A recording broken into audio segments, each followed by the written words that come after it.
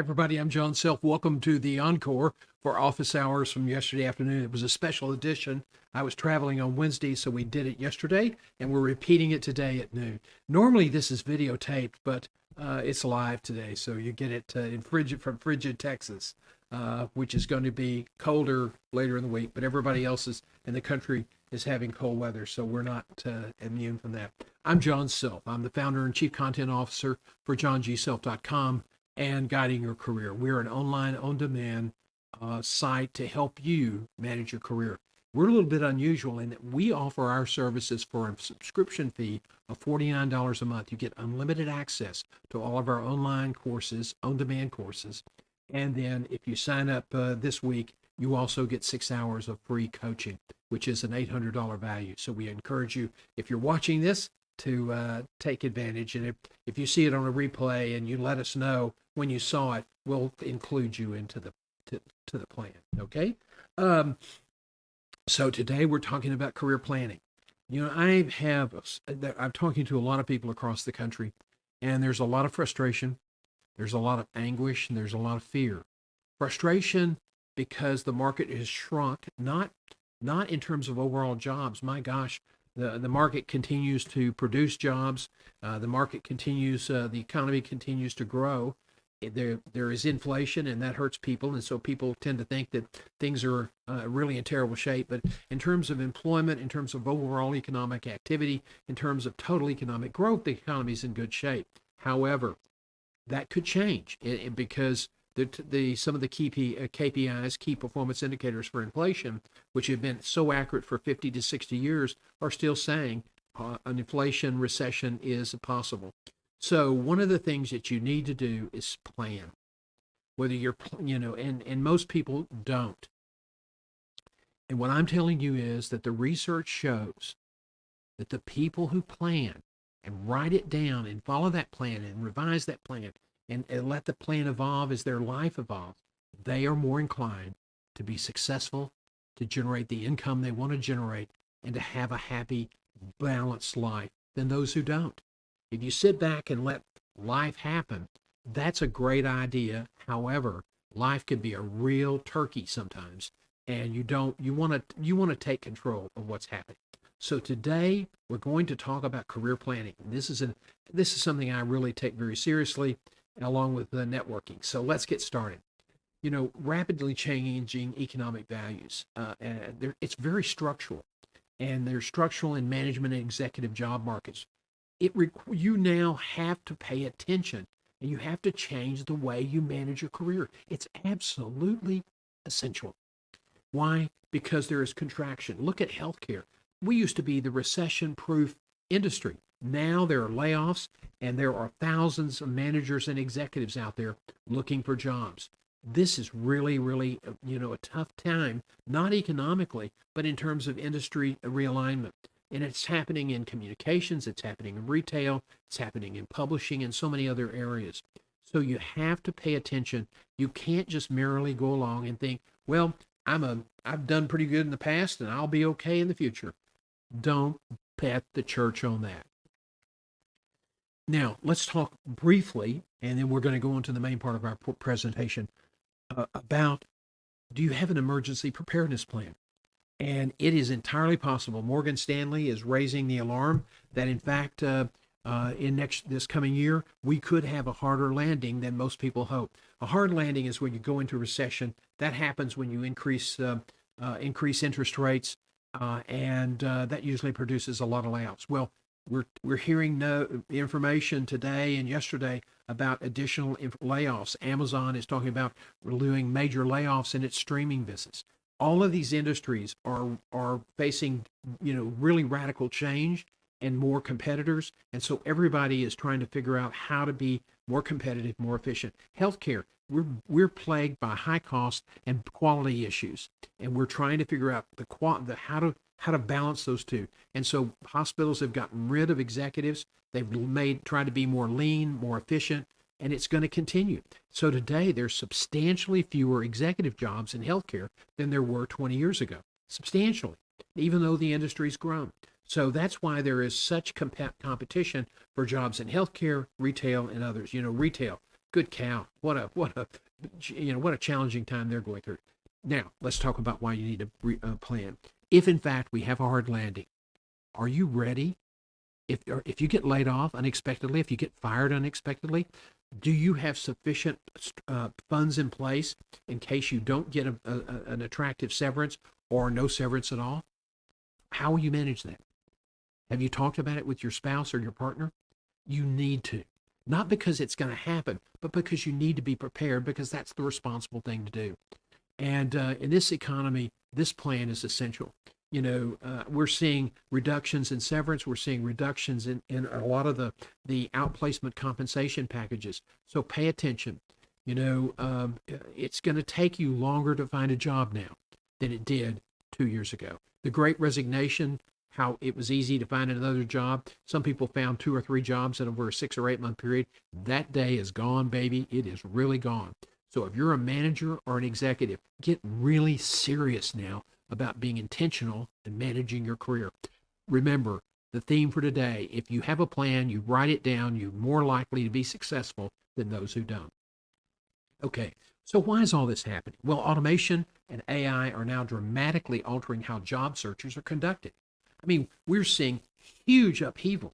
Do you know that for every 10 resumes that are submitted online, only 7 or 8 are never seen by a human recruiter?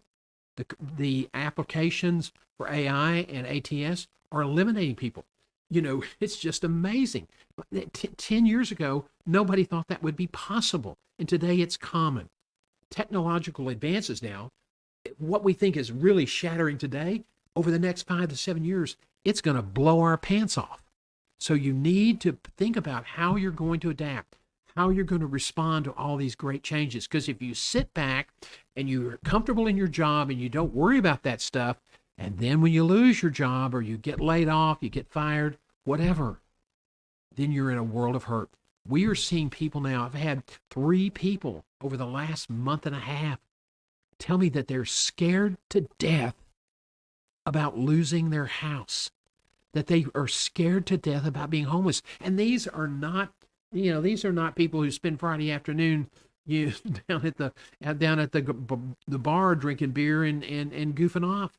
These are people who have had great careers, and they're having so much trouble getting new jobs because they entered the market, didn't realize that the market has fundamentally changed, and then they started to struggle. And then they kept working harder. They kept doing what they've always done in the past, and it wasn't working. And then they worked harder to do what they'd always done in the past, and it wasn't working. And now they're running out of money. And as one 39-year-old said yesterday, 29 years old, she's 39 years old. She said, God, I may be homeless if I don't find a job in the next 2 or 3 months. That's incredible for somebody who has a college degree, who's done the right thing, who's active in her community, and now she's facing the humiliation of being homeless. She didn't plan ahead. Take that to heart. As I scratch my eye with we've had a huge front move through last night, thunderstorms, and then 35-mile-an-hour winds gusting up through.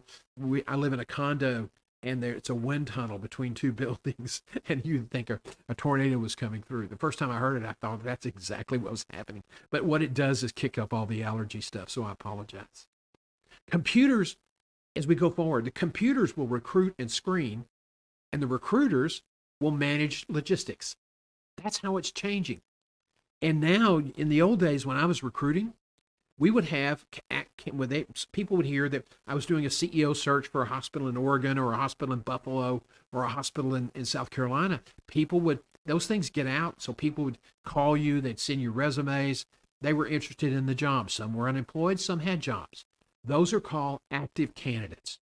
And then there are people that would be really good jobs and might be interested in the job, but they didn't know anything about it. They were too busy doing their current job. And we would reach out to them. We would do some research, and we'd hear about really talented people, and we would call them. And we wouldn't say, hey, you want this job? We would say, this is what we're doing. We're working on this search for this incredible critical access hospital in Northeast Oregon, has an incredible revenue, a wonderful community, a great board, a fabulous medical staff with a lot of revenue because they are so isolated. They've built an incredible little medical center and a critical access hospital. Do you know anybody who would be interested? And that's how you would lure in passive candidates, candidates that didn't know about the job but are interested now that you've told them about it. Well, guess what? That process is being automated, and so the pool of passive candidates is exploding. Why? Because AI and LinkedIn partnered up, and now they can scan thousands of LinkedIn profiles in minutes using an algorithm geared to that specific job to find people who might be interested. And then those people get the program generates a letter from the recruiter with the picture of the recruiter, and it may not be LinkedIn, it may be a search firm that's using the service, that's paying the membership service, and they you get an email in LinkedIn that says, I'm with this firm and we're doing this search and it's in this part of the country and it's paying this much money, and if you have an interest, we'd love to talk to you. And then you have to submit your resume, customized based on the algorithm, and now that's how it's happening. So instead of 5 or 6 passive candidates, there may be 200 passive candidates. I've had people that said, I've worked an hour and a half or 2 hours on submitting an application online. I've got my resume together. I filled it in, submitted it. Then they wanted me to fill out an application that had everything that my resume had, and that took another hour. So I spent over 2 hours doing it. And then I got a note that I was number 359 or 400 to submit an application. One guy said, I just wanted to cry. It's ridiculous. Well, it is the way of the future. And so do you want to go that way? Is that the way you want to go? Do you want to have to put up with the computers? Or would you rather have a network of people who will help you? Well, you can't have the network unless you build a plan that's strategically aligned with your ultimate goal. So what's happening to executive search? It's going to continue. But it will be transformed. And that's good and bad. But they're going to be more and more, they're going to get more and more focused on the C-suite searches. And the firms that did management and director level searches, they are going to be few and far between, because most hospitals will bring that internally. Either they'll hire the staff and have the technology internally if they're a big system, or they'll use sites like Indeed or iHire or ZipRecruiter. So what does this mean for how I'm going to manage my career? Well, I think this is one of the most consequential, important decisions for you to consider, important questions for you to consider in the immediate future. I love this quote. I'm going to take a minute, let you read it, and then let's talk about it.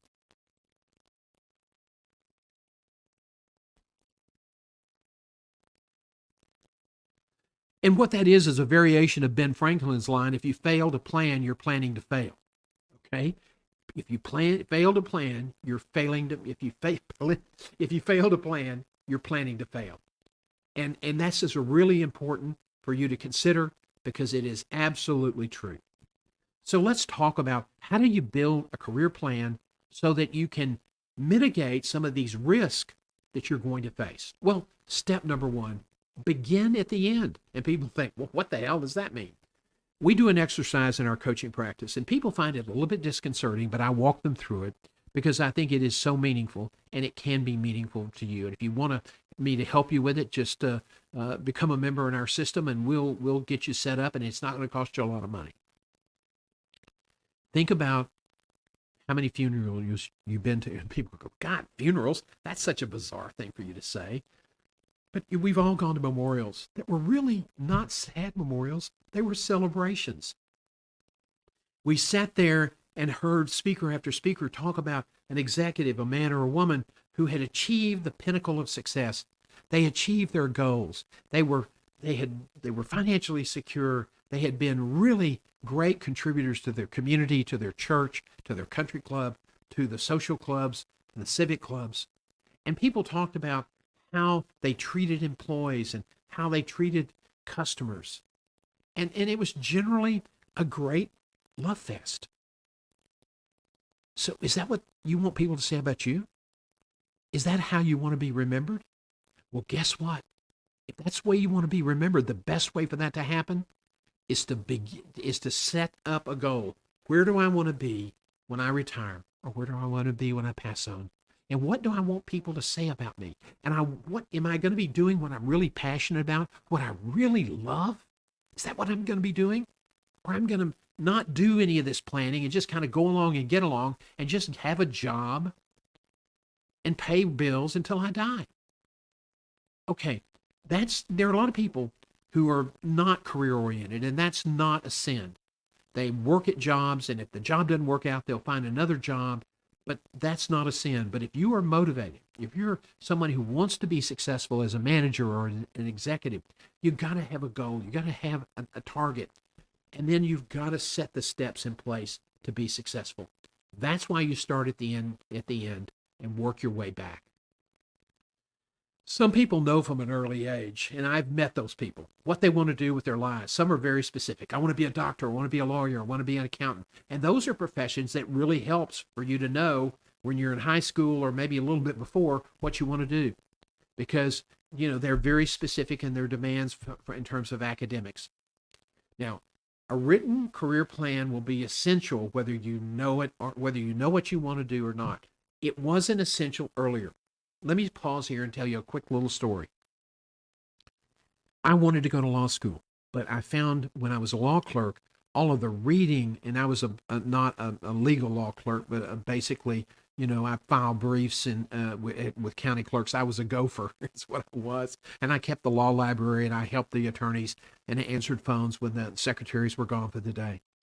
And it was a great job, very, very interesting. It was a great law firm here in Tyler, Ramey, Brailsford, Block, Devereaux, and Hutchins. We always used to say, and otherwise known as We the People. But they were a great firm, and they treated me really well, and I really got a lot of experience of what it's like to be a lawyer. And I saw how much they had to read and study, and I struggled with reading, and I didn't realize at the time, but I suffered from ADHD. My younger son was subsequently diagnosed with that. I wanted to be a lawyer, but I realized that I would struggle with all that reading. Fast forward, my son became a lawyer. He overcame that ADHD because now we understand it and know how to treat it. He is a lawyer in Dallas. So proud of him. But I went on to pursue a different career.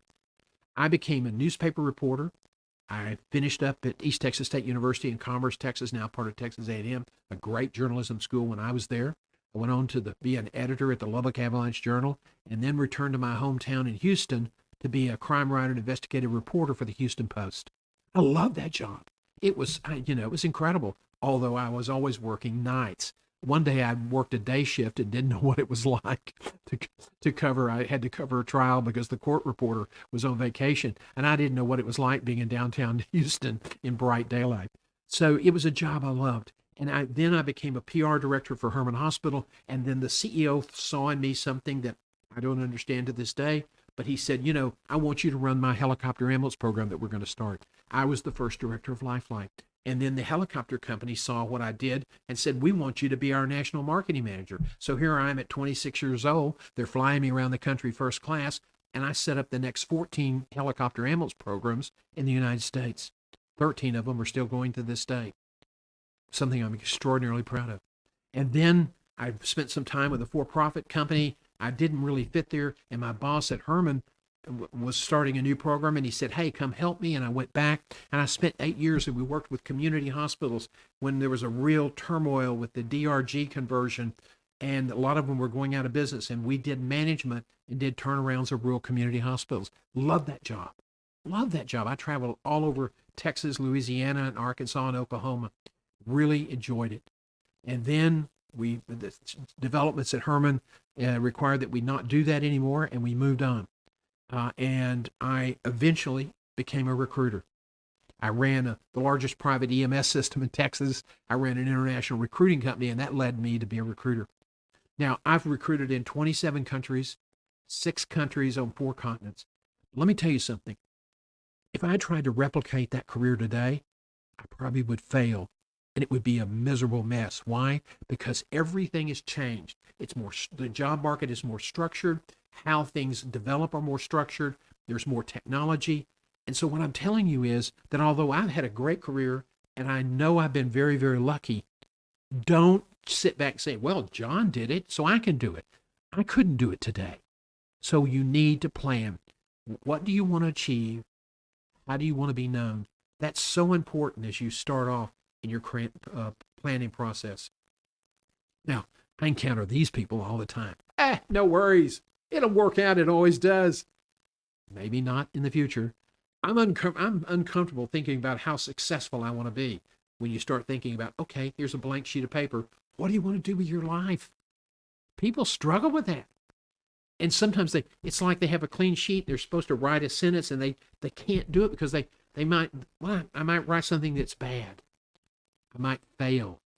People might think that I'm arrogant or egotistical if they found out that I had a written career plan. Well, that's nobody else's business but yours, your partner, or your spouse. Okay, so get over yourself, get over this, because I guarantee you, if you do not plan, you will fail. Not necessarily a catastrophe, but you won't fulfill your potential that God gave you and that your spouse and partner expects you to achieve. So pay attention, please. So step 2, do your homework. And that's really important. When you get that blank sheet of paper, well, I want to be a rocket scientist. Well, you really weren't that good at science. Well, maybe you might want to do some research to find out what it takes to be a rocket scientist, or an airline pilot, or a doctor, or a lawyer, or a CPA, or a plumber, or an auto body repair person. Do your homework. Find out what degrees, certifications, or licensures you have to have. If there's apprenticeships, how many years apprenticeship do you have to have before you can really be successful and make more money?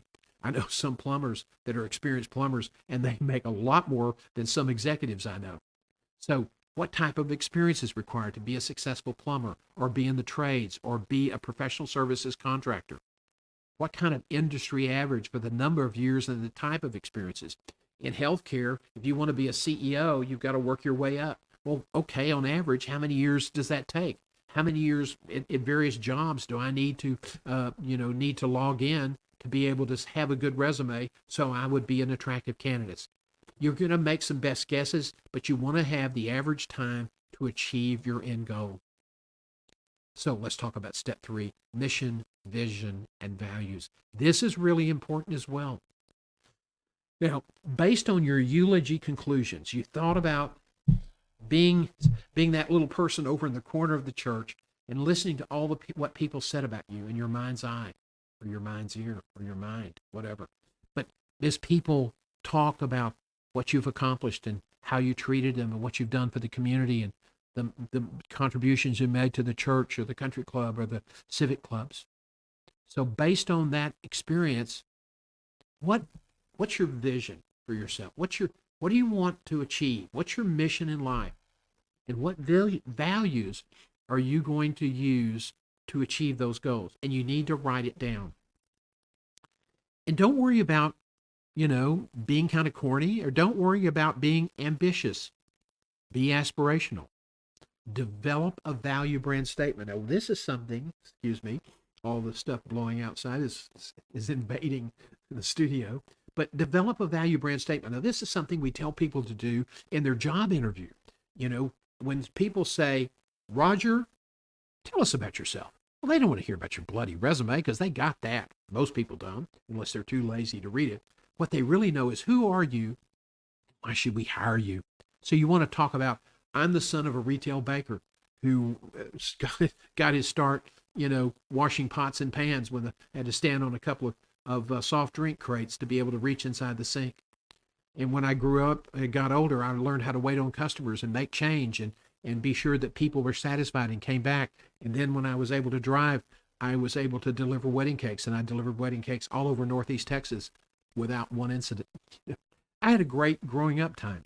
And you got to learn how to put that into a narrative that tells people, hey, I'm somebody who has good values, and let me tell you about my great experience. And you got to do all that in 90 seconds, and you got to tie it to your strengths. That's a value brand statement. If you become a member, we have a whole course on how to create a value brand statement. Then you need to create a plan, okay? A communication plan of what you're going to post on your LinkedIn profile, what it's going to represent, your mission, vision, and values, and your value brand statement. Having a written plan that sets up, this is what I'm going to talk about. I'm not going to talk about Trump. I'm not going to talk about Biden. I'm not going to talk about, the morons and, here, or the idiots there, or the bad people in my church, or whatever. I'm not going to do that. That's for social media over on Facebook or wherever you want to go. My advice is it's for nowhere but in your mind. Don't go there. But you want to have a plan that says these are the types of issues I want to communicate. And this is the impression I want to project. Okay, that needs to be there because that will help you curate the content that you post, either reposting or organic. Okay, so that's important for you to know. Step 3, create a process for measuring your performance. Now, big idea of the day. You are the CEO of you. You have to be responsible for you. You own your brand and your performance. You have a company. It's you. And you're the boss. It's not somebody else telling you what to do. You have control. You are responsible to yourself and to your spouse and your partner. Now, here is a big mistake I made in my life. My career was all about me. And I never really included my partner, my spouse. And that had bad consequences. And so make this a joint planning effort to sit down with your wife or your husband or your partner and to talk about, look, this is what I want to do in my life. What do you want to do with your life? And how do we align our two desires? Sometimes if you're the guy, your wife may say, I want to just be supportive of you and I want to be sure that I'm a good mom and raise a good family and, all those things. That's great. But, when you start having to move around to advance your career, that can create problems. And so it's a good idea as the CEO of you to sit down and make career planning, not just you planning, but you and your family or you and your partner, which is a family as well. So pardon me for that. So the other thing you want to do is once you've created your plan and you've established all the performance things. I'm going to have to become a fellow in the American College of Healthcare Executives. I need to get a master's degree, and then I can get the fellowship. And then I need to get 3 or 4 years as an assistant, and then I need to get 4 or 5 years as a chief operating officer or some whatever. There are lots of steps to every job. In the trades, you have apprenticeships. You have to get licensed. You have to pass tests. So understand all that. You want to sit down and put, okay, I want to complete this level of my apprenticeship or this level of my education by this point in time. And so what are the subpoints in that? Each year, are you making progress to finishing on your goal? And every year, sit down and you have 2 types of performance. Your performance requirements for your job and your performance requirements for your life with your family and you're managing your career. And you sit down with your spouse or your partner and you talk about how you did. And you got to be accountable to them, especially if you're the sole breadwinner and they are being in a supportive role, then you have an obligation to keep them involved and to let them know how you're doing, and to let them know, okay, when I get to this point, we're probably going to have to make a move. And so that it's not such a cathartic situation, because moving can be hard. Spousal engagement is so important. So you want to talk about quarterly, annual accountability for the job and the career plans, and you have to have contingency plans in case something runs amok. Okay? Now, let's talk about part of this in your plan is about your brand. What are your annual goals for promoting your brand, your comp plan, how are you going to communicate that to people? Now, I know a lot of people say, well, I've done a good job, okay, but how would anybody know that? So do you want to be the person who just has to apply online for jobs? Is that the route you want to go? Oh, you want to be one of 150 or 200 or 300 people applying for one job?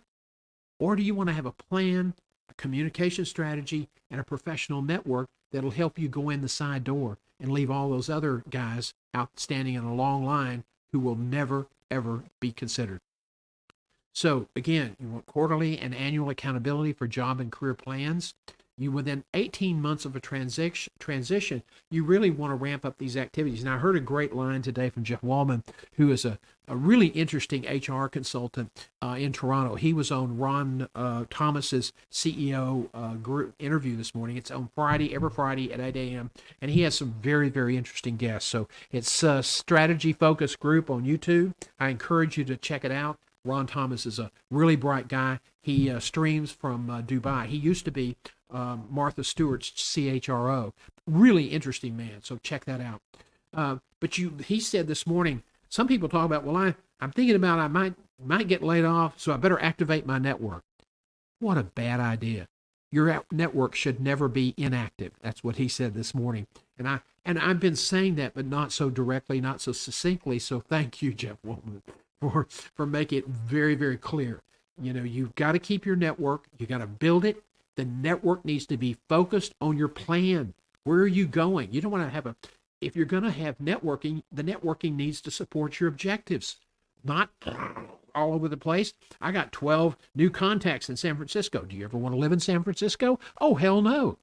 Well, okay, that's great to have the connections there, but what have you done to find connections in areas and organizations where you would like to work in the future, or geographic areas where you'd like to live in the future? Are you building networks in that way? That's called networking 3.0, and that's the way to go in the future.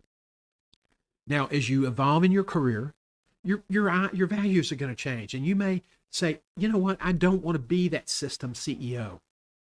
I want to be a chief operating officer, or I want to have my own consulting company and support rural and community hospitals.